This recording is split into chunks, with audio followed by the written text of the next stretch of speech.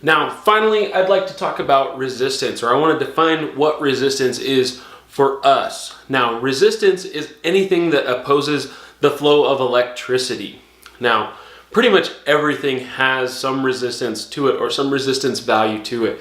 Now, some things are better conductors than other things. Remember we talked about a good conductor has like 2 electrons in that outer shell, while an insulator has like 5 or 6 to 8 or something like that electrons in that valence shell.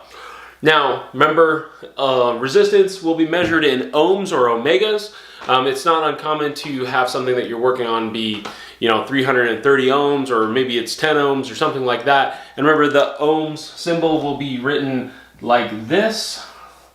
More than likely, if you are working on something in Ohm's law, which we're going to talk about here in a second, they're just going to use an R or something like that to indicate that they're talking about resistance. But again, they're talking about something using resistance to do work. So say a light bulb has resistance, but we get something out of that resistance. They're not talking about how the wires have a little bit of resistance or the connectors or anything like that. It is possible to have a circuit that has too much resistance in, say, a connector or something like that, so that the circuit will not flow, or it's getting a reduced power. But ultimately right now we're talking about some very simple circuits. Everything is kind of perfect condition. So just remember that resistance is measured in ohms, and we'll use the letter R to indicate that we're talking about resistance.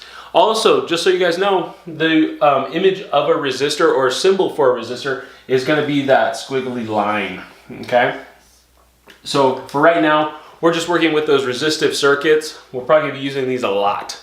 But remember, anything that you work with has resistance. Lights, motors, even switches, everything has resistance. So that's kind of all you need to know about resistance for right now.